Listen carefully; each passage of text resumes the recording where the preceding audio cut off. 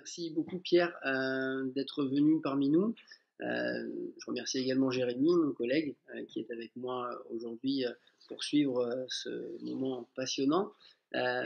Pierre, s'il te plaît, je vais te demander de te présenter brièvement, même si bon, on a quand même un petit peu de connaissances sur toi. J'en ai pas autant que toi-même, donc je vais te laisser te présenter. Bon, je m'appelle Pierre Samosino, je suis enseignant-chercheur à l'université Savoie-Mont-Blanc, qui se situe vers Chambéry, donc avec des enseignements faits au département STAPS de cette université et des activités de recherche au labo interuniversitaire de biologie de la motricité. Mes activités de recherche se focalisent avant tout sur des aspects avec des approches biomécaniques appliquées aux déterminants de la locomotion et de la performance en général, et avec un focus sur un peu les qualités neuromusculaires euh, importantes pour ces mouvements et ces performances. On connaît un petit peu quand même, Pierre, tous les deux avec Jérémy. On va parler aujourd'hui un petit peu du profil force-vitesse, tu t'en doutes. On a discuté bien entendu auparavant ensemble. Sur le profil force-vitesse, aujourd'hui on n'a pas envie de travailler un contenu. euh, Tu sais très bien le faire, hein. On sait que tu as fait déjà beaucoup de podcasts à ce sujet. Aujourd'hui on avait envie de parler autrement et d'autres choses. On avait envie de parler de l'accompagnement sportif à la performance, dont tu fais partie intégrante. Moi, j'avais une petite question dès le départ, c'est finalement, qu'est-ce qui te pousse à aller chercher ce genre de choses, de faire des études un petit peu plus poussées, et qu'est-ce qui t'amène vers l'accompagnement scientifique? C'est quoi le petit truc en plus? Alors, comment dire, le cœur enfin, ce qui a débouché sur de l'accompagnement scientifique aux sportifs, c'est le fait d'essayer de faire au maximum des liens entre nos activités de recherche et le terrain. C'est-à-dire qu'on on essaye au maximum que les questions auxquelles on essaye de répondre sortent soit des questions de terrain, en tout cas des questions pratico-pratiques, et on se nourrit beaucoup des questions des entraîneurs, des préparateurs physiques, des kinés, médecins, etc., avec qui on peut travailler. Alors bien sûr, il y a besoin pour répondre à ces questions de passer dans un laboratoire dans des conditions standardisées avec des équations griffonnées sur un bout de papier, avec des choses un peu théoriques. Mais ce qui motive avant tout, c'est d'essayer, grâce à ces choses qui sont un petit peu éloignées du terrain, parce qu'on est obligé de s'éloigner un petit peu du terrain pour pouvoir répondre à ces questions, d'essayer de revenir. Ce qui nous motive, du coup, c'est de revenir avec des éléments de réponse. Alors, c'est jamais des réponses, comment dire, clés en main qu'il suffit d'appliquer, hein. C'est des éléments de réponse qui vont aider justement les gens qui nous ont posé ces questions de pouvoir eux-mêmes trouver des réponses qui conviennent à leur pratique. Donc, et c'est justement ces allers-retours terrain-labo qui sont hyper motivantes pour un chercheur, car on a à la fois les aspects très fondamentaux et très scientifiques, mais toujours en lien avec la pratique et avec les aspects appliqués de la science. Ouais, c'est un point super intéressant là, ce que tu évoques, Pierre. C'est ce côté un petit peu. Je suis pas qu'un. Alors, surtout, ne le prends pas mal, je suis pas qu'un rat de labo où je fais mes petites expériences solo de mon côté, et puis finalement le reste, je m'en préoccupe pas trop. C'est vraiment le lien intéressant entre les disciplines et tous les corps de métier. Tu as parlé des entraîneurs, des kinés, des PN, et ça, c'est vraiment le lien. Et ça, rien que pour ça, je te remercie parce que c'est vrai que tu as toujours ce côté, tiens, le labo, ma recherche, qu'est-ce que je vais faire pour vite le retransférer vers le terrain? Parce que oui, tout le monde n'a pas la possibilité d'acheter ce matériel qui coûte quand même extrêmement cher. Alors, on va parler juste de l'isocinétisme, ça coûte déjà pas mal. De se dire, tiens, ben, est-ce que je peux retransférer ça avec peu de matériel et puis tout de suite applicable sur le terrain? Et ça, franchement, c'est déjà vraiment top. Euh, Allez, je vais. Ah, juste par contre, pour rebondir là-dessus, pour ajouter juste un élément, on a un petit peu le bon rôle aussi. C'est parce que pour pouvoir amener des éléments de réponse, donc dans la partie où on passe dans le laboratoire avec des conditions standardisées, aseptisées, tout ça, des équations de la physique, des maths qui nous éloignent du terrain, on se nourrit aussi de toutes les recherches qui ont été faites par des collègues qui n'avaient pas ce lien avec le terrain. C'est-à-dire que nous, on fait le dernier maillon ou l'avant-dernier maillon de la chaîne. Par contre, on se nourrit de pas mal de choses qui ont été faites par des recherches qui donnaient l'impression d'être plus éloignées du terrain et donc moins intéressantes ou moins applicables. Mais c'est justement la combinaison de tous ces travaux de recherche qui font qu'à la fin, il faut qu'on puisse emmener des éléments de réponse au terrain. Et on fait partie de ces derniers maillons. Mais les maillons d'avant sont aussi assez importants. Alors, justement, moi, j'avais une question pour rebondir sur le fait que vous disiez que voilà, comment dire, le principal travail consiste à répondre à des questions d'entraîneurs, de préparateurs physiques, de cadres techniques, etc. Avec quelle structure, pour ceux qui nous écoutent, là, vous avez l'habitude de travailler ou avec qui vous êtes en collaboration étroite et sur quel projet, si c'est pas indiscret? Alors, à l'heure actuelle, les entités, les structures avec lesquelles on travaille le plus, c'est surtout des fédérations sportives. On travaille aussi avec certains clubs, mais à la limite, à l'heure actuelle, en tout cas pour ma part, je travaille surtout avec des fédérations. Donc, par exemple, Fédération française de rugby, la Fédération française de ski, la Fédé d'aviron, de cyclisme, d'athlétisme. Au travers différents projets, on est en connexion avec eux. Donc, c'est surtout avec ces structures-là qu'on travaille. Après, on travaille aussi avec des clubs. Par exemple, le projet qui est avec la Fédération française de rugby, il est avant tout avec le club de Grenoble, le FCG Rugby à Grenoble. On a un étudiant en thèse sur ce projet-là. Donc là, c'est les structures de haut niveau avec lesquelles, en tout cas, je travaille principalement en ce moment. Par le passé, j'ai eu l'occasion de travailler aussi avec des structures plutôt d'ordre privé industriel. Alors là, on n'était pas dans l'accompagnement de la perf de sportifs, on était plutôt dans des problématiques autour de l'équipement du sportif de haut niveau ou de moins, en tout cas de niveau intermédiaire, ou même, voire même de niveau amateur. Donc là, on n'était pas dans, je pense, ce qui vous préoccupe aujourd'hui, mais en tout cas, il faut garder en tête que ces aspects appliqués peuvent aussi se décliner dans un autre domaine que la perf sportive de haut niveau. Si je ne me trompe pas, c'était pour les skis, Pierre. Alors au labo, on a des projets sur le ski. Là, les contrats qu'on a, enfin, en tout cas les collaborations qu'on avait fait, c'était plus au niveau de la course à pied, du trail. D'accord. Alors c'était Salomon, mais c'était pas sur le versant ski de Salomon. Je savais qu'il y avait une marque, j'allais dire Rossignol, donc j'allais dire une bêtise. Ouais. C'était Salomon. J'avais entendu ça dans un des podcasts. Ouais. Je reviens, alors on va chaque fois rebondir, je pense, mais on va se dire que le leitmotiv, c'est vraiment ce lien avec les différents corps de métier.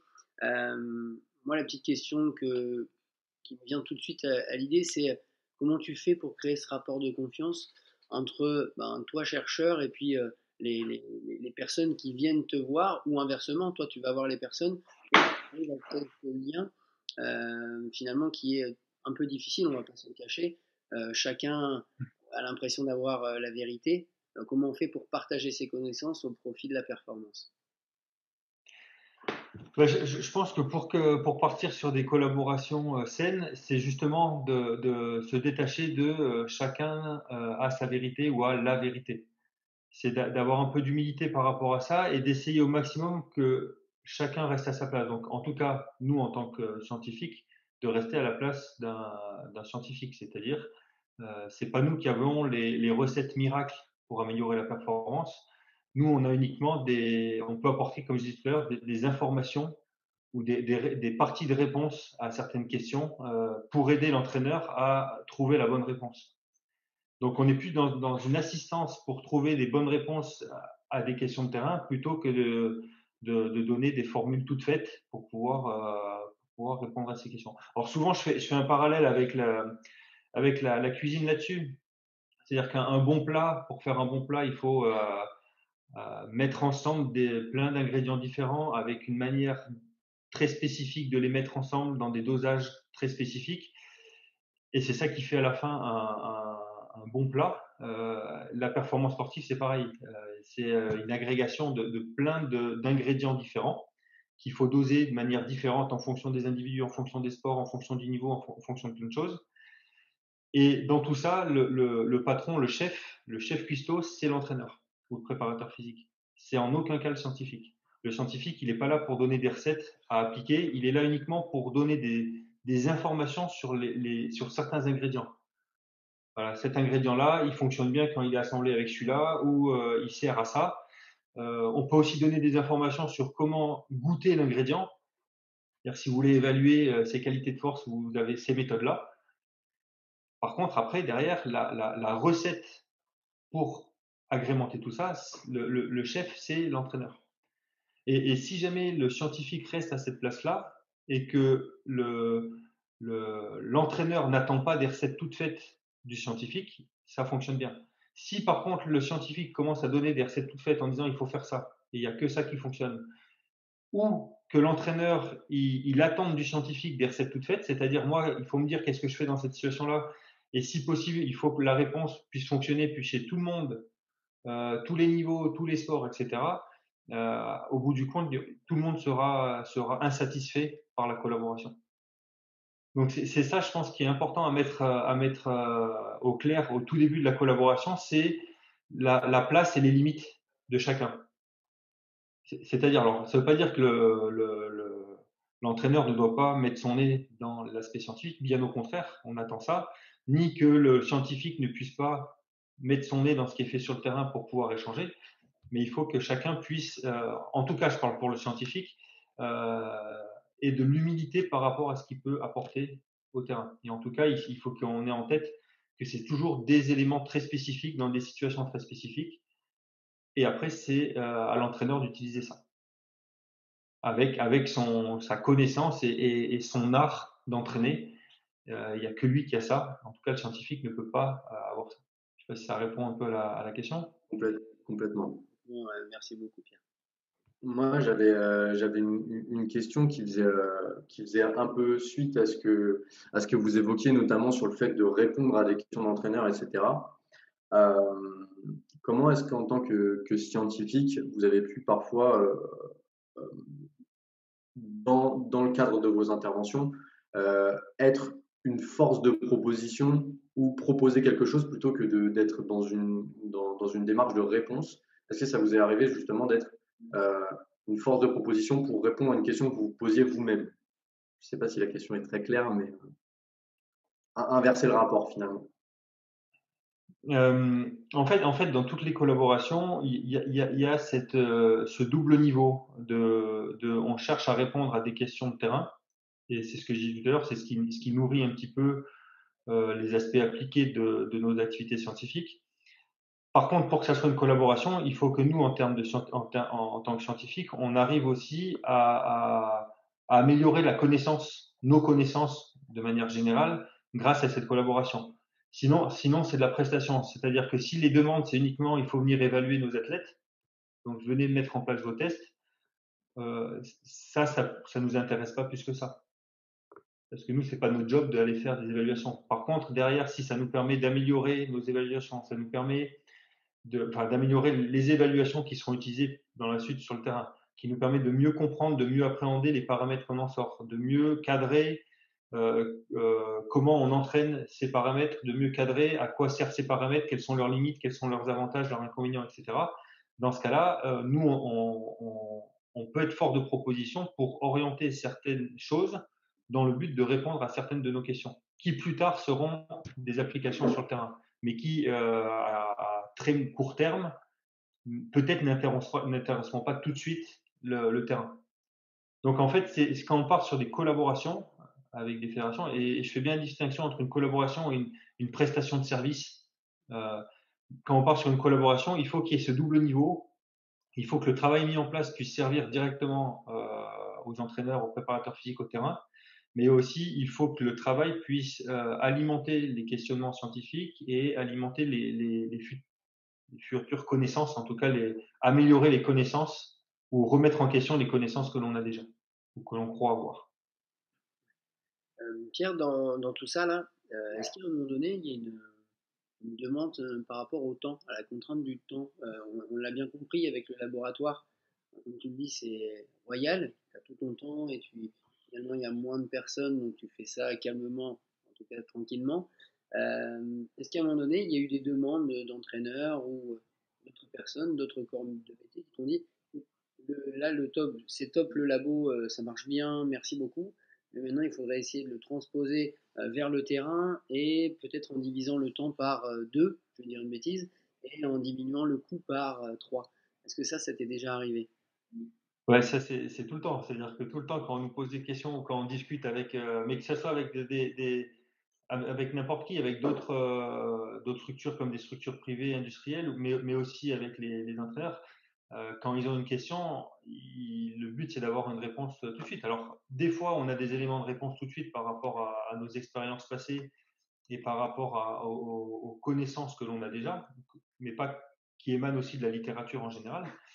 Donc là, ça permet des fois de répondre à certaines questions. Après les collaborations qu'il faut qu'on monte ensemble pour pouvoir faire avancer nos pratiques scientifiques ou nos pratiques d'entraînement, effectivement, ça prend du temps. Et je pense que dans toute collaboration de ce type-là, ce qu'il faut, c'est avoir différents niveaux de livrables avec en tout cas de retours scientifiques. C'est-à-dire qu'il peut y avoir des choses à court terme, donc il faut obligatoirement prévoir des choses à court terme, c'est-à-dire ça peut commencer par avoir un screening des athlètes, de la situation, de tester certaines interventions ou des choses comme ça, pour avoir des choses à court terme. Et puis après, les questions qui nécessitent un peu plus de réflexion, les étager un peu plus long terme. Ce qu'il ne faut pas, c'est de se dire uniquement la réponse, on se revoit dans 3 ans et on espère avoir des éléments de réponse. Et ce qu'il ne faut pas et ce qu'on ne peut pas, c'est dire on se revoit dans un mois et on aura répondu à toutes les questions. Parce que ça, c'est impossible. C'est impossible parce qu'en fait, on a des contraintes qui sont très différentes. Alors, effectivement, le milieu universitaire, il y a des temps qui sont longs parce qu'en fait, la recherche et l'ASP n'est pas la seule mission qu'on a. C'est-à-dire qu'on a des missions d'enseignement, on a des missions administratives liées à l'enseignement, on a des missions administratives liées à la recherche, et on a des activités de recherche qui peuvent être autres, et on a des activités de recherche qui sont en lien avec tout ça. Donc on ne peut pas répondre du jour au lendemain. Mais d'un autre côté, les structures de haut niveau, elles ont aussi des contraintes. C'est-à-dire que si on leur dit, oui, ok, on vous répond le mois prochain, mais par contre, il nous faut que la semaine prochaine, tous les athlètes soient disponibles, les structures, elles nous disent, non, c'est pas possible, parce que nos athlètes, la semaine prochaine, ils sont en stage, la semaine d'après, ils sont en compétition. Et ils ont aussi des contraintes qui sont liées à leurs contraintes de terrain, à leurs contraintes de compétition, etc. Et le fait que ces contraintes ne matchent pas toujours, c'est ce qui fait aussi qu'il allonge des fois les temps de réponse. Et puis effectivement, la science, enfin, la science a une inertie, mais qui n'est pas uniquement liée aux chercheurs, qui est liée au fait que ça nécessite de prendre du recul, ça nécessite de réfléchir, de poser les choses, de mettre en place des mesures, de traiter des données, etc., qui prennent du temps. Alors moi, justement, j'avais une question qui vient faire écho à ce que vous disiez, notamment sur l'aspect le scientifique qui aurait réponse à tout. Comment est-ce qu'on peut dire à un entraîneur que pour le moment, on n'a pas la réponse à sa question? Et comment, du coup, en termes de statut, on parvient à ne pas se décrédibiliser ou que le rapport de confiance se déconstruise en n'ayant pas peur de dire justement, là, je ne sais pas. Je pense qu'il ne faut pas avoir peur de le dire. Et je pense que l'entraîneur, il est enclin à l'entendre. Et je pense que l'inverse, ça serait surtout l'inverse qui poserait des problèmes et qui jouerait un peu une séparation entre le terrain et le laboratoire. Et je pense que l'entraîneur serait surtout agacé s'il a l'impression qu'au premier échange avec le scientifique, le scientifique a réponse à tout et en gros, qui pourra répondre à tout. Et en gros, là, l'entraîneur, il se dit, du coup, moi, ça fait 25 ans que j'entraîne. Si lui, qui a jamais entraîné, il a déjà les réponses à tout, soit c'est moi qui suis bête, soit c'est lui qui s'avance un petit peu trop, qui manque un peu d'humilité. Donc je pense au contraire, le fait d'avoir cette posture-là, à mon avis, elle l'agacera moins et elle posera moins de problèmes que l'autre.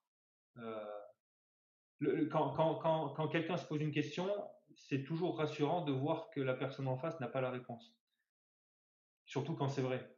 Donc je pense que les entraîneurs, ils sont prêts à entendre ça. Après, ce qu'il faut être, là où il faut être clair, c'est est-ce que il y a des éléments qui nous laissent penser qu'on puisse avoir des réponses dans quelques temps. Voilà. Si le scientifique il dit, bah là, je pense qu'on n'a pas de réponse et on n'en aura jamais, bah, du coup, effectivement, là, ça peut être un peu frustrant côté entraîneur d'entendre ça. Je pense qu'après, voilà, c'est une histoire de clarté et de sincérité entre les deux parties. Et quand c'est fait comme ça, je pense que y a pas trop de soucis. Donc, tu me rassures un peu, Pierre. Ça veut dire que finalement, si je me trompe encore un petit peu sur mes évaluations, sur la recherche que je suis en train d'essayer de mener, c'est normal. Et le fait de ne pas savoir, c'est normal aussi. Bah, Ça complètement. rassure.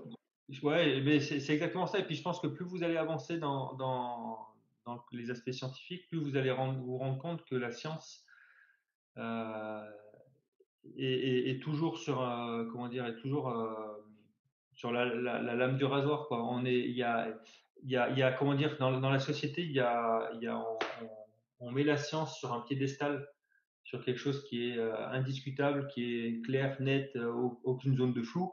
Et vous allez vous rendre compte que la zone de flou, elle est tout le temps là. Ce qu'il faut, c'est la minimiser. Si jamais on veut répondre à des questions sans prendre de risque de se tromper, on répond à aucune question. Donc à un moment donné, il faut avancer, donc il faut se tolérer des erreurs. Et en fait, la science, c'est ça, c'est se tolérer le moins d'erreurs possible pour emmener des éléments de réponse qui plus tard seront mis en question, mais c'est comme ça qu'on avance. Et souvent, les critiques qu'on peut faire sur les collaborations terrain scientifiques et les trucs qu'on peut lire dans les réseaux sur à quoi sert un scientifique du sport, il n'y a aucune expérience de terrain, c'est sur le terrain que sort la vérité. Euh, c'est lié au fait qu'on on met la science sur un piédestal. Et effectivement, à la moindre erreur de la science ou à la moindre imperfection, on peut la déstabiliser. Mais ça, c'est uniquement si on part du principe que la science est parfaite. Et c'est pas le cas. Une fois qu'on a compris que la science est imparfaite, derrière, la collaboration est complètement faisable parce qu'on on sera jamais déçu. Complètement. Une petite question. Hyper intéressant. Allez, on va parler de l'évaluation du profil force-vitesse un petit peu quand même. Est-ce qu'il y a un moment donné, tu as rencontré des difficultés par rapport à la mise en place d'une évaluation sur le profil force-vitesse et le résultat qui en découle te trouve un F0 ou un V0 qui est très très faible et à ce moment-là, vous avez la possibilité de proposer un programme et ce programme finalement, tu te rends compte que ça ne fonctionne pas ou il y a des difficultés pour le mettre en place du point de vue de l'équipe et de l'entraîneur. Est-ce que ça t'est déjà arrivé ce genre de difficulté? Alors le fait d'avoir des, alors la première difficulté des fois qu'on a, et notamment à l'heure actuelle, c'est avec ce profil force vitesse, c'est que nous, en tout cas, on espère. Alors peut-être qu'on a prêté un peu à confusion des fois d'avoir bien cadré les choses au départ en disant ce profil, cette évaluation du profil force vitesse, il ne sert que dans ces situations-là. Par contre, il n'est pas utile dans d'autres situations. Et à l'heure actuelle, il est utilisé dans plein de situations. C'est un peu la baguette magique en disant si on optimise le profil for vitesse, on va améliorer les performances. Or, ce n'est qu'une évaluation des capacités de production de force dans des situations très particulières. C'est-à-dire que ce n'est pas un outil magique, c'est un outil qui est intéressant dans certaines situations, mais qui est complètement inutile dans d'autres. Ça, nous, on l'a bien en tête. Par contre, des fois, les utilisateurs le prennent un peu différemment et du coup, les critiques, et c'est normal, arrivent en disant euh, non, le profil for vitesse, en tout cas, ça critique le concept même du profil for vitesse, alors que c'est juste une mauvaise utilisation qui en a été faite par certains dans certains domaines. À l'heure actuelle, même dans des articles scientifiques, on le voit dans des situations où il n'a pas lieu d'être. Donc c'est là où il faut être prudent. Alors, ça ne répond pas directement à ta question. Derrière, le deuxième élément, effectivement, des fois, dans des évaluations, on s'aperçoit de valeurs qui sont trop faibles ou trop élevées. Alors, presque à la limite, j'allais dire, des fois, c'est pas nous qui disons, bah là, il faudrait entraîner ça, il faudrait entraîner ça par rapport à ces valeurs-là et que l'entraîneur ne le prend pas en compte parce qu'il n'est pas d'accord. Des fois, c'est plus l'inverse, c'est sur le terrain où ils vont dire bah tiens ça si c'est trop bas on va l'entraîner à fond et nous on dit attention c'est peut-être pas si simple parce que peut-être qu'il est bas c'est pas uniquement parce qu'il manque d'entraînement c'est parce qu'il y a un effet de fatigue ou d'autres effets qui font que c'est une valeur basse et que c'est peut-être pas exactement c'est bas donc il faut obligatoirement le faire remonter. Ouais, comme tu le dis, c'est cette recette finalement. Il n'y a pas qu'un seul ingrédient pour faire une bonne recette. Il en faut plusieurs et bon, dans l'entraînement, il y a toute cette notion de charge d'entraînement, de fatigue, de matchs joués ou non, de blessures plus ou moins, on va dire récentes ou non. Donc ouais, complètement, il faut essayer de minimiser en tout cas l'impact du profil force-vitesse. Alors on l'a bien compris, hein, Pierre, on peut l'utiliser, mais dans certaines conditions pour comparer, allez, je vais dire des choux avec des choux et non pas les choux avec les carottes. Ça, c'est important. Exactement. Et justement, moi, j'avais une question par rapport au type de situation qui prêtait plus. Peut-être que ça pourrait être intéressant pour les personnes qui écouteront ce podcast, d'avoir des éléments de réponse sur les situations qui prêtent plus à l'utilisation du profil force-vitesse que d'autres finalement. Alors, le profil force vitesse, c'est pas une évaluation de la performance du sportif, c'est une évaluation de ses capacités de production de force.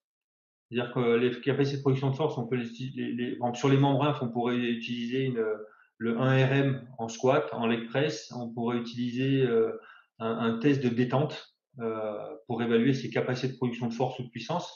Là, le profil force vitesse, l'intérêt qu'il a, c'est qu'il donne une image beaucoup plus complète parce qu'il est sur l'ensemble du spectre de vitesse, en sachant qu'on a vu qu'en fonction des vitesses, il y a des qualités qui sont complètement indépendantes les unes par rapport aux autres. C'est pas parce qu'on est fort d'un côté qu'on sera fort de l'autre. Donc du coup, ça donne une vue d'ensemble un peu plus grande. À partir du moment où on l'utilise comme un moyen d'évaluer, un outil pour évaluer les capacités de production de force, on a peu de chances de se tromper. C'est-à-dire que dans une activité dans laquelle les capacités de production de force ne sont pas importantes, ben, il n'y a pas besoin d'aller évaluer le profil force-vitesse. C'est comme si vous demandiez à un marathonien et que vous basiez l'entraînement d'un marathonien à son 1RM en squat.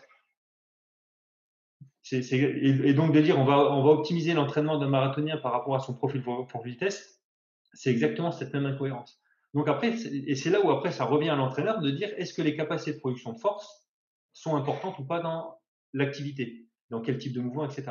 Si oui, ben, ça peut être un outil intéressant. Sinon, il faut passer sur les autres facteurs de performance qui sont aussi importants. Ça me fait penser, il y a un élément qui est souvent un peu utilisé comme l'outil magique, c'est le profil optimal. Nous, le profil optimal qu'on a développé sur les membres inférieurs, c'est le bon équilibre, justement le bon profil de force-vitesse qu'il faudrait avoir dans des situations dans lesquelles on doit produire de la force, on doit faire une extension de jambe explosive, dans lesquelles on accélère sa propre masse, c'est-à-dire un saut, un départ en sprint, des choses comme ça. Donc à ce moment-là, oui, il existe mécaniquement un bon équilibre entre force et vitesse qui permet de maximiser les performances explosives sur ces mouvements-là. Par contre, ce n'est pas un profil optimal qui est optimal pour toutes les situations. Encore une fois, on reprend l'exemple du marathonien, se rapprocher de son profil optimal, il n'y a peut-être aucun sens. Par exemple, pour un risque de blessure, c'est pas parce que vous êtes déséquilibré en force ou en vitesse par rapport à ce profil optimal qui est calculé pour maximiser les performances sur une action explosive dans laquelle on déplace uniquement sa propre masse. Je fais exprès d'être complexe parce qu'en fait, et c'est pour ça que des fois on fait des abus de langage, c'est que pour être juste, il faudrait être complexe, comme ma phrase que je viens de faire. Donc, on parle de profil optimal pour être plus court, mais par exemple, sur un risque de blessure, il y a rien qui laisse à penser qu'un déséquilibre par rapport à ce profil optimal serait potentiellement un risque de blessure plus important. Or, souvent, on part du principe qu'à partir du moment où il y a un déséquilibre par rapport à quelque chose, on a un risque de blessure plus important, et donc il faut rééquilibrer les choses. Mais il faut avoir en tête à quoi correspond cet optimum. Et effectivement, des fois, il y a des utilisations qui peuvent être un peu borderline comme ça, et du coup qui peuvent prêter à confusion chez certains, parce que à force de simplifier les choses, eh bien, on en oublie les situations dans lesquelles le concept fonctionne et dans lesquelles il ne fonctionne pas. C'est vraiment un indicateur, mais ça reste un indicateur. Comme dans l'indicateur, on va parler du ratio quadriceps ischio-jambier lorsqu'on fait un test isocinétique. Alors moi étant kiné, on parle plus de ça, de ce ratio. Ce ratio, on va dire, sur une évaluation à 60 degrés secondes en concentrique, on doit se rapprocher de 60, c'est une norme. Maintenant, si on est un petit peu trop haut ou un petit peu trop bas, est-ce qu'il y a un risque de blessure? À l'heure actuelle, c'est encore un petit peu discuté sur les études scientifiques. Donc, je pense qu'on est complètement d'accord là-dessus. Moi, j'aimerais bien rebondir sur la notion de blessure, Pierre, parce que c'est ce qui m'intéresse le plus en tant que kiné, et notamment la blessure des ischio-jambiers. Il me semble que ton camarade Jean-Benoît Morin et Mendy Gouchia avaient fait une petite étude là-dessus, sur la notion de F0 ou V0 trop faible. En effet, il ne me semble pas qu'ils aient parlé du profil optimal, mais plutôt du profil, on va dire, antécédent. L'idéal aurait été de tester finalement la personne en amont de la blessure, puis ensuite le retester après, et se dire, tiens, est-ce que je suis capable de recaler le même profil pour me dire, tiens, profil avant blessure, profil après blessure, il a le même, donc c'est bon, on peut, finalement, les feux sont au vert. Qu'est-ce que tu en penses toi là-dessus? Bah, non, non, c'est exactement ce qui a été, ce qu'on avait montré sur ces études-là. Alors, il n'y a pas le profil optimal parce que, d'une part, en sprint, il n'est toujours pas mis à jour.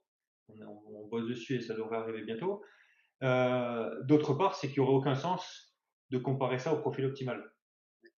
Et presque, ça serait le risque, si jamais on part, enfin, une fois qu'on aura mis au point le profil optimal en sprint, de se dire qu'un déséquilibre par rapport au profil optimal serait un risque de blessure. En tout cas, pour l'instant, on n'a pas assez d'éléments pour appuyer dans ce sens-là. Parce que c'est un profil optimal pour maximiser des performances et non pas un profil optimal par rapport à un déséquilibre musculaire qui pourrait entraîner des contraintes particulière au niveau de l'organisme. Après ce qu'on avait montré sur ces études entre le profil force-vitesse en sprint et les blessures aux ischios, c'était le fait, encore une fois, le profil force-vitesse en sprint, c'est un outil qui permet d'évaluer les capacités de production de force en sprint. On s'est aperçu qu'une déficience aux ischios, qui pouvait venir notamment par une blessure, ces déficiences aux ischios affectaient les capacités de production de force et que le profil force-vitesse était assez sensible pour détecter une déficience résiduelle d'un joueur qui avait été blessé et à qui on avait dit là c'est bon tu peux retourner sur le terrain. Ça a été la première étude de Jordan Mandigucha en 2014 sur laquelle on a travaillé avec JB Morin justement en apportant dans cette réflexion le profil force-vitesse comme outil d'évaluation de la force. Et on s'est rendu compte que quand le joueur avait le feu vert pour retourner sur le terrain avec tous les autres indicateurs du staff médical, ben, il restait une déficience de production de force sur un mouvement spécifique de sprint. Et donc, on s'est dit, cet outil qui est hyper macroscopique, il a quand même la finesse pour aller détecter une déficience sur un groupe musculaire. Par contre, donc là, la comparaison, c'était plus d'avoir une valeur plutôt basse ou plutôt élevée, et surtout d'avoir une valeur plutôt basse par rapport aux valeurs d'avant. Par contre, on s'est aussi aperçu par la suite qu'une valeur basse de F0, par exemple, elle pouvait être due à autre chose qu'une déficience des ischios. C'est-à-dire, vous prenez quelqu'un qui est complètement rincé par 2 semaines d'entraînement, compétition, etc. Il va peut-être avoir une valeur de F0 basse, et pour autant, peut-être, justement encore là on a une zone de flou, on ne sait pas, peut-être il n'a aucun risque de se blesser. C'est juste que voilà, à l'heure actuelle il est fatigué ou il a une forme physique qui ne lui permet pas de faire autant que 2 semaines avant. Donc c'est toujours pareil, hein, c'est pas un outil de détection de risque de blessure, c'est juste un outil comme une machine isocinétique, un outil qui permet d'évaluer la production de force. Et à partir de déficiences de production de force dans certaines situations, on peut remonter à des déficiences musculaires et des potentiels risques de blessure. Mais oui, les maillons de la chaîne, ils sont nombreux. Ouais, complètement. Encore une fois, c'est vraiment, on prend tout avec des pincettes et il ne faut pas arriver avec les grands sabots et se dire la vérité est là, l'ISO, c'est la production de force et point. Quelqu'un qu'on évalue aujourd'hui, bon voilà, t'es une force à temps, merci, au revoir. Et peut-être que finalement il était juste fatigué. La veille, il n'était pas trop en forme et finalement sa mesure était un petit peu biaisée. Il y avait une notion de peut-être de surcharge, de fatigue et tout ça. Et parfois, il faut peut-être se dire que on doit indiquer à un instant T aujourd'hui sa production de force, elle est aujourd'hui de temps. mais ne pas généraliser les choses. Voilà, la force est de temps est terminée. Bonsoir, merci, au revoir, monsieur. Donc, Mm. c'est important à chaque fois quand tu viens repréciser et finalement remettre les maillons au bon endroit. C'est-à-dire qu'on se rend bien compte là avec toute cette discussion, Pierre, que c'est pas, il n'y a pas une seule vérité, et en plus, elle est multifactorielle. On se nourrit de tout et de tous ces différents éléments, donc c'est top. Moi, j'ai une petite question, c'est par rapport également à la notion du profil force-vitesse. Sur le profil de vitesse optimale en course, est-ce que tu peux nous en parler un petit peu ou pas du tout? Ah, bien sûr, ouais. Là, c'est justement, c'était mon programme de la journée de me remettre le nez dedans parce que ça fait plusieurs mois que je le traîne et comme on a beaucoup d'autres choses à côté, à chaque fois, enfin voilà, le temps que j'y accorde est trop faible à mon goût. Donc c'est un travail ça fait quelques années qu'on est dessus. On l'a déjà soumis à publication avec un angle d'attaque qui n'était peut-être pas le bon. Là, on est en train de remanier l'article. Donc le profil optimal en sprint, il existe et il va notamment dépendre de la distance à parcourir. C'est-à-dire que le profil pour un sprint sur 10 mètres ne sera pas le même profil optimal que pour un sprint sur 20 mètres ou sur 30 mètres. Par contre, bah voilà. Après, le travail qu'on fait actuellement, c'est de voir comment il pourrait être utilisé en pratique. Il n'aura peut-être pas la même utilisation que sur le profil en saut.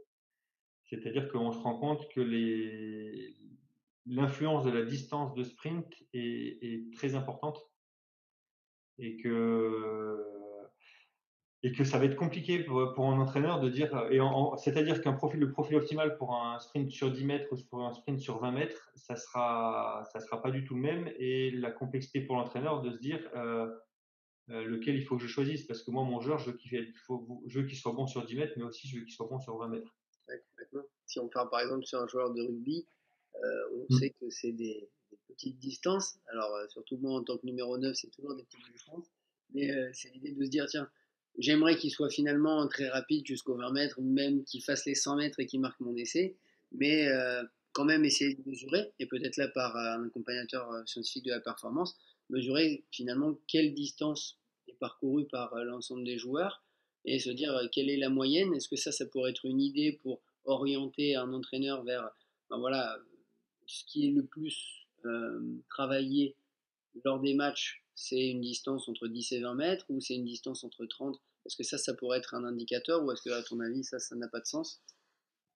En fait ça va donner pas mal d'informations un peu générales, un peu moins sur de l'individualisation par rapport au profil de chaque joueur, mais un peu plus sur de l'individualisation par rapport à ce qu'on attend du joueur sur le terrain, et notamment par rapport aux distances de sprint.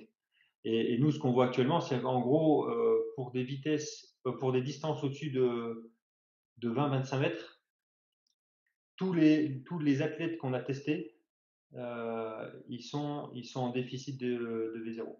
C'est-à-dire qu'en gros, et même en prenant les données de Usain Bolt, on s'est rendu compte que son profil était optimal pour un 22 mètres. Donc, c'est-à-dire que déjà pour un 30 mètres, il lui manque des capacités de vitesse. Alors après, ça nous conduit sur des profils optimales qui sont peut-être pas atteignables par des humains.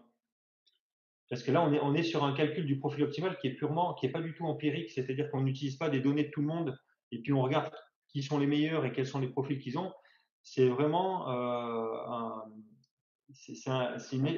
calcul de ce profil optimal sur la base des lois de la physique. Et donc les lois de la physique, qu'on soit humain, qu'on soit une moto, un vélo ou qu'on soit un guépard, c'est les mêmes lois qui s'appliquent.